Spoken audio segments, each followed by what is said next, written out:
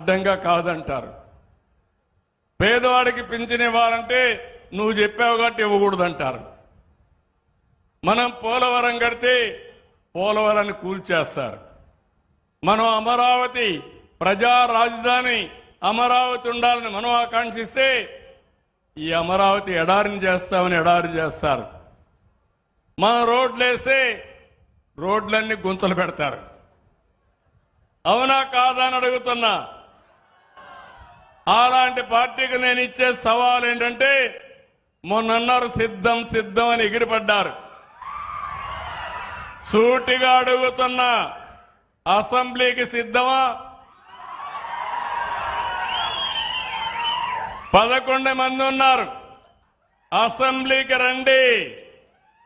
ఎవరిది విధ్వంసమో, ఎవరిది అభివృద్ధో, ఎవరికి సంక్షేమ కార్యక్రమాలు చేసే సత్తా ఉందో చర్చించడానికి నేను సిద్ధంగా ఉన్నా.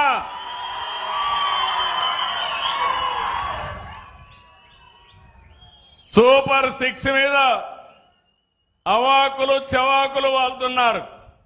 నేను అడుగుతున్నా, అసెంబ్లీకి రండి.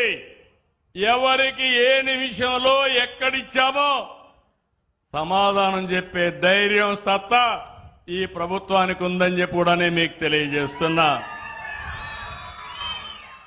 సాగునీటి ప్రాజెక్టుల వరకు కడాన ప్రాజెక్టులు కడితే గ్రీస్ వేయలేని పెద్ద మనుషులు ఇక్కడే అన్నమయ్య డ్యామ్ కొట్టుకోబోతే ఏమైంది తమ్ముళ్ళు అని మిమ్మల్ని అడుగుతున్నా.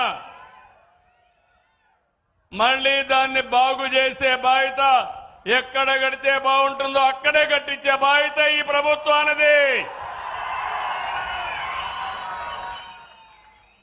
రాష్ట్రంలో పెట్టుబడులు కడాన నిన్న జరిగిన పులివెందల ఎన్నిక కూడా ఒంటిమిట్ట ఎన్నిక ఇక్కడ జరిగిన ఎన్నికను గురించి మాట్లాడడానికి సిద్ధం.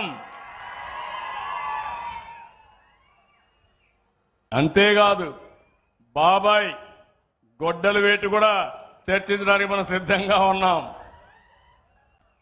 ఇంకో పక్క ఒక దళిత లీడర్ని డ్రైవర్ని డోర్ డెలివరీ చేసేదాన్ని కూడా మాట్లాడడానికి సిద్ధంగా ఉన్నాం.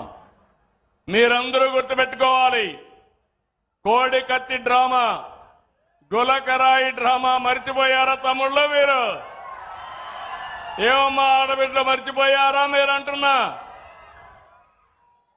నేను డ్రామా వేయలా. నా మీద 23 క్లేమోర్ మైన్స్ వెంకటేశ్వర స్వామి పాద పద్మాల దగ్గర జరిగితే నేను భయపడ్డానా తల్లి అని మిమ్మల్ని అడుగుతున్నా.